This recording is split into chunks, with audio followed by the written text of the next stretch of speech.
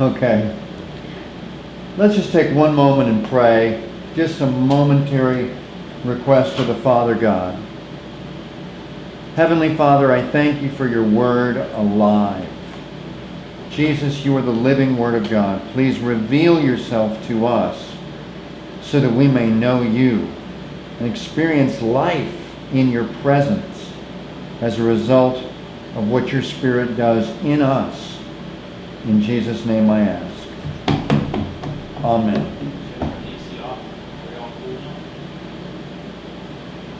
If I turn the AC off, it might sound a little better. Okay. And it could be the AC cycling the consoles.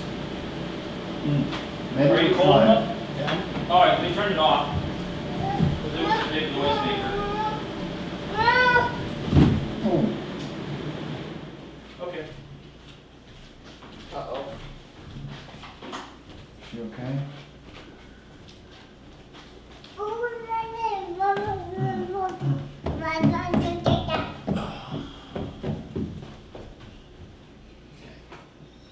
Ready, set. Good evening. My name is Bob Bew, pastor of the Word Alive Fellowship. I just want to pray for a moment in preparation for taking a look at Romans 6:14. Heavenly Father, I do ask, according to the riches of your glorious grace, that you would open our hearts to see the personality of Jesus and how he represents us. In Jesus' name I ask. Amen. Take a moment and look at Romans 6:14 with me. If you have your Bible out in the audience, just take a look for a moment. It's a simple statement in Romans 6:14. Sin will not be your master because you're not under law, you're under grace. Take a look at what I've put on the whiteboard for a moment. I've drawn a stick figure and I'm calling him the old man. I've got a contrast with the new man. Now, the old man is under law.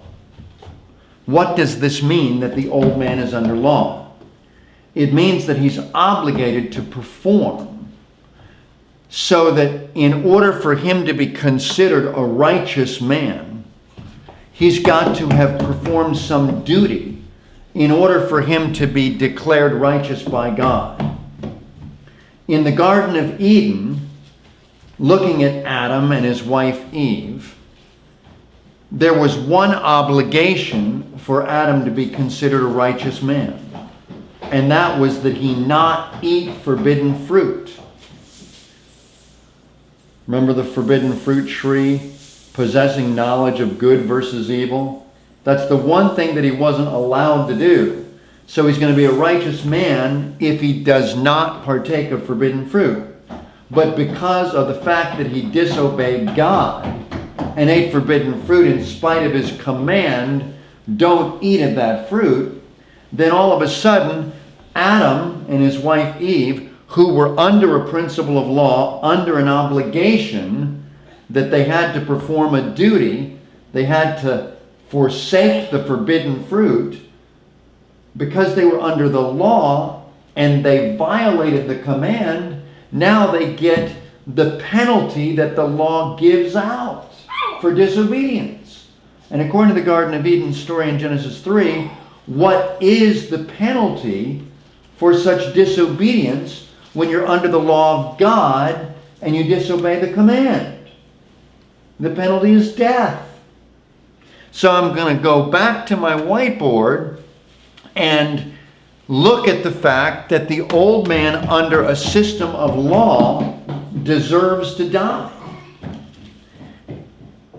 And I'm not yet talking about the person under grace, because that would be reference to a new man. And that would be a completely different system of government, because there's a difference between law and grace when it comes to a person's relationship to God.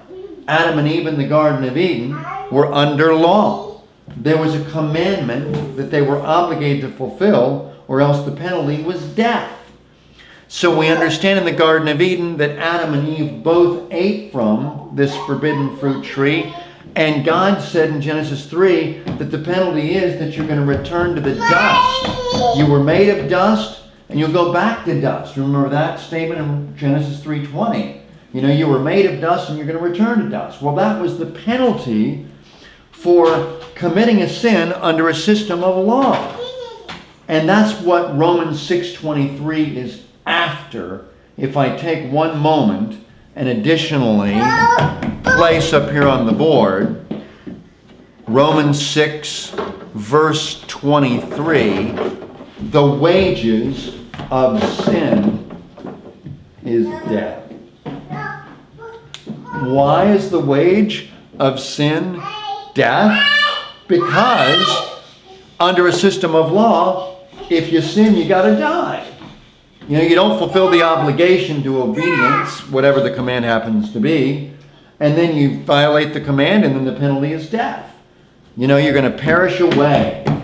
You're just going to wither away and die. Well, understanding in Romans 6:23 that the wages of sin or violation of law is gotta die.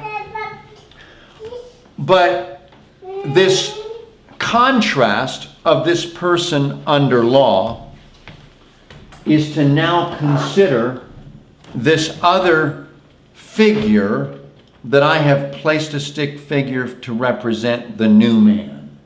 Somebody that's under grace. Somebody that's not under obligation to perform any duty. Someone that is, in Romans 6:23, a recipient of a gift of God that is not based upon performance. It's just something that God has given the person.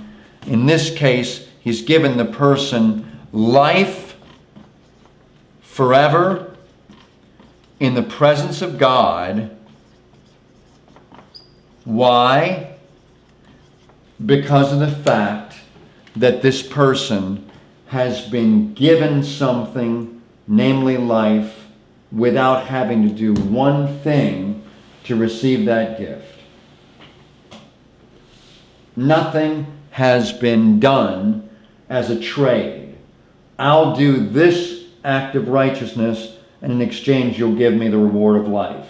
Under grace, this person has done nothing. They have received something from the graciousness of God that they don't have one way to distinguish themselves from their neighbor who didn't perform such duty, thinking, well, I need to receive this as something on my own. No, it's given by God, and it's given to your neighbor the same as it's given to you on the principle of grace. I didn't do a thing. Well, this new man has been given this gift of life, and this new man was under no obligation to perform a duty under a law system. So, ironically, in Romans 6:14, our first verse of the evening, the person that is not under law, not in the mindset that I've got to perform duty, this person that is under grace, I've been given this gift of life, and I don't have to do anything because God has already granted me access to the heavenly presence of God based upon something that required nothing from me. Well, the irony is, in Romans 6:14, that this person that is not under law, but is under grace, is in the position now of being able to say in Romans 6:14, sin is not my master. In other words, in my daily life, sin is not ruling over me. But here's the person that is identifying with grace and under no obligation to perform for God. And yet the irony in Romans 6:14 is this is the person that's not dominated by the principle of sin in daily life. Whereas this person that's under law, this old man, is thinking, well, I've got to do something to attain life as a reward based on my performance. Well, the irony is this is the person described in Romans chapter 7 who has a knowledge of God's requirement, but cannot fulfill that requirement in spite of intense human effort. And this person ends up getting a sense of death because they know the wages of sin is death. And so they're thinking when sin springs to life in their experience, Paul says in Romans 7 verse 9, when the commandment came to me, sin sprang to life and I died. I felt like I was under the sentence of death. Rightly so.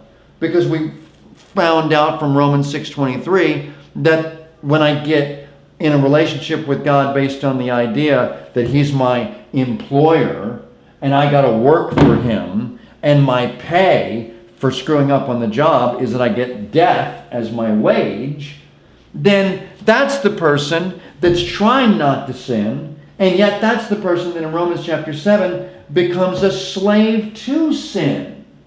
And so it's irony indeed that in Romans 6:14, the person that is free from sin, no master called sin is ruling over him, is the person that's not even under law, that's not even under that feeling that I've got to perform for God, but is merely identifying with